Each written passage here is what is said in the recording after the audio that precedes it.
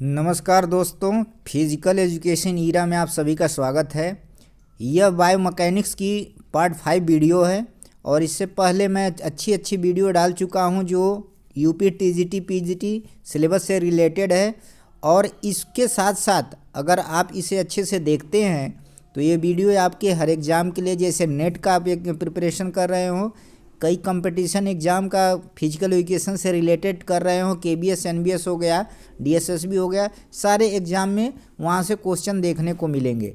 तो इसलिए उस वीडियो को इम्पॉर्टेंट वीडियो समझिए। आपको टीजीटी के लिए, यूपी पीजीटी के लिए तथा अदर एग्ज़ाम के लिए भी ये कार्य आएगा। और मैं जो वीडियो डाल रहा हूँ अकॉर्डिंग टू सिलेबस, यानी कि यूपी टीजीटी का जो सिलेबस है उसमें उसके अकॉर्डिंग डाल रहा हूँ। और जो आज का वीडियो है role of biomechanics and kinesiology in physical education, यानी कि बायोमैकेनिक्स और किनेसियोलॉजी का फिजिकल एजुकेशन में क्या भूमिका है, क्या महत्व है, आज उसके बारे में बताऊंगा। और यह आपके चैप्टर में है, यानी कि आपके सिलेबस यूपी टीजीटी के सिलेबस में है। तो इसलिए मैं इस वीडियो को लेकर आया हूं कि role of biomechanics and kinesiology in physical education, क्या भूमिका है शारीरिक शिक्षा में बायोमैकेनिक्स की, किनेसियोलॉजी की।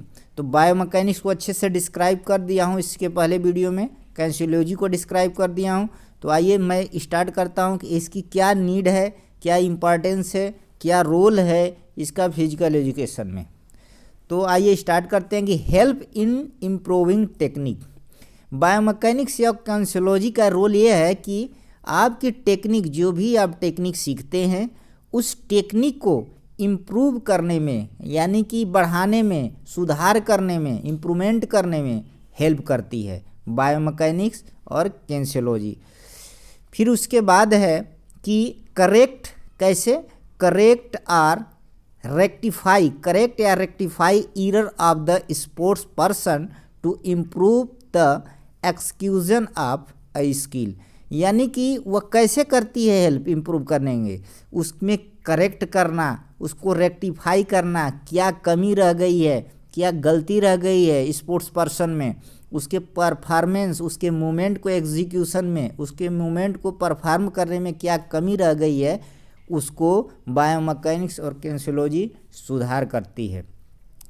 उसके बाद discover a new and more effective technique for performing A sports skill, यानी कि स्पोर्ट्स स्किल, यानी कि यह बायोमैकेनिक्स और किनेसियोलॉजी किसी स्पोर्ट्स में मोर अधिक से अधिक प्रभावी टेक्निक का खोज करती है। किसी स्पोर्ट्स में नई टेक्निक का, प्रभावी टेक्निक का यह खोज करती है। फिर हो गया कि डिस्कवरिंग न्यू टेक्निक, नई तकनीकी का खोज करती है। उसके बाद हेल्प इन इम्प्रूविंग इक्विपमेंट, यानी कि ये इक्विपमेंट, उपकरण को ये इम्प्रूव करने के लिए, सुधार करने के लिए हेल्प करती है बायोमैकेनिक्स और किनेसियोलॉजी। तो आप लोग इस प्रकार इसके रोल को पढ़ सकते हैं। और उसके बाद जैसे क्या इम्प्रूव कर सकती है, जैसे डिज़ाइन ऑफ इक्विपमेंट की किस प्रकार डिज़ाइन करना है, shoes and sports cloth, shoes किस क्वालिटी के होने चाहिए, किस प्रकार के शूज हों जो शॉक ऑब्जर्व करें, इंजरी ना हो, परफॉर्मेंस अच्छा हो। रैकेट हो गया, उसमें सुधार करना, हॉकी, फुटबॉल। फिर उसके बाद एरोडायनेमिक्स, जो एरोडायनामिक्स गतिविधियां हैं, क्लॉथिंग, कपड़े, स्काइंग का, स्पीड स्केटिंग का, साइकिलिंग का और स्विमिंग का। तो इस प्रकार से क्लॉथिंग, इक्विपमेंट को इम्प्रूव करने और सुधार करने में किनेसियोलॉजी और बायोमैकेनिक्स हेल्प करती है। फिर है कि इम्प्रूव परफॉर्मेंस, इम्प्रूव टेक्निक, यानी कि किनेसियोलॉजी और बायोमैकेनिक्स परफॉर्मेंस को इम्प्रूव करता है, टेक्निक को इम्प्रूव करती है। उसके बाद हेल्प इन प्रिवेंटिंग इंजरी, चोट से बचाव भी करती है। अगर आपको अच्छे एनालिसिस पता होगा, यानी कि अच्छी टेक्निक पता होगा, अच्छा मस्कुलर डेवलपमेंट होगा, आप सही मूवमेंट में कोई कार्य करेंगे तो चोट कम लगेगी, चोट के चांसेस आपको कम रहेंगे। तो यानी कि help in preventing injury, help in process of rehabilitation. Rehabilitation का मतलब होता है कि आप जिस अवस्था में पहले थे उसी अवस्था में आने के लिए जो जो प्रक्रिया हम करते हैं उसको बोलते हैं रिहेबिलिटेशन। मान लीजिए आपको इंजरी, चोट होती है, आप पहले नॉर्मल थे, चोट के बाद आप फिर से उसी नॉर्मल अवस्था में आने के लिए जिस जिस प्रक्रिया से आप गुजरते हैं, चाहे वो फिजियोथेरेपी हो, करेक्टिव एक्सरसाइज हो, तो उस प्रक्रिया को रिहेबिलिटेशन कहते हैं। तो यानी कि अगर बायोमैकेनिक्स, किनेसियोलॉजी एक शारीरिक शिक्षा में ये रिहेबिलिटेशन प्रक्रिया में बहुत ज़्यादा मदद करती है। उसके बाद help in the improvement of the training, help in the improvement of the training, weak areas may be strength, endurance and speed of movement और बॉडी एक्शन।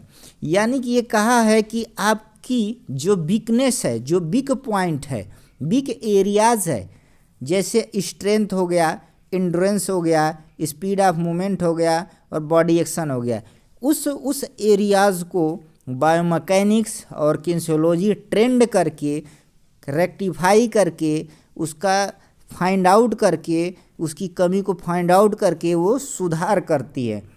तो इस तरह से किनेसियोलॉजी और बायोमैकेनिक्स एक फिजिकल एजुकेशन में हेल्प कर सकती है, यह इसकी भूमिका होती है। तो ये आपके सिलेबस में था, इसलिए मैं पॉइंट बाय पॉइंट नोट करके लाया हूँ और अच्छे से डिस्क्राइब करने की कोशिश किया हूँ। उसके बाद उसमें कुछ छूट गया था, जिस प्रकार जैसे काइनेमेटिक्स, काइनेमेटिक्स में क्या आता है और काइनेटिक में क्या आता है, तो आज इसके बारे में बताऊंगा कि काइनेमेटिक क्या है। Kinematic is the study of analysis of the function motion of mechanics. It is the science of motion of displacement, velocity, acceleration. कहा है कि जो काइनेमेटिक होती है, जो काइनेमेटिक्स होती है, वह डिस्प्लेस या साइंस यानी कि मोशन विज्ञान है, गति विज्ञान है। यह गति का एक साइंस है जिसमें डिस्प्लेसमेंट यानी कि जिसको हिंदी में विस्थापन बोलते हैं, वेलोसिटी जिसको हिंदी में वेग बोलते हैं, और एक्सेलरेशन त्वरण बोलते हैं। तो इसका यह एनालिसिस करती है, अध्ययन करती है। इसके अंदर डिस्प्लेसमेंट, वेलोसिटी, एक्सेलरेशन का अध्ययन किया जाता है। तो क्वेश्चन पूछता है कि काइनेमेटिक किसका अध्ययन करती है, फोर्स का? तो आपको पता होगा कि फोर्स का नहीं, ये वेलोसिटी का, एक्सेलरेशन का, डिस्प्लेसमेंट का अध्ययन करती है। अब आता है कि concept of kinematics, concept in kinematic, यानी कि काइनेमेटिक में अवधारणा क्या है। तो इसके बाद आपको स्केलर, स्केलर को बोलते हैं अदिश राशि। अदिश राशि का मतलब कि जिसका कोई डायरेक्शन नहीं हो, अदिश राशि जिसका अदिश, जिसकी दिशा ही नहीं हो, अदिश राशि बोलते हैं, स्केलर बोलते हैं। तो इसमें कहा है कि स्केलर, ये सारे इंपॉर्टेंट हैं। क्वेश्चन पूछ देता है कि निम्नलिखित में से कौन सी स्केलर है, यानी कौन सी अदिश राशि है, कौन सी सदिश राशि है, यानी कि वेक्टर है।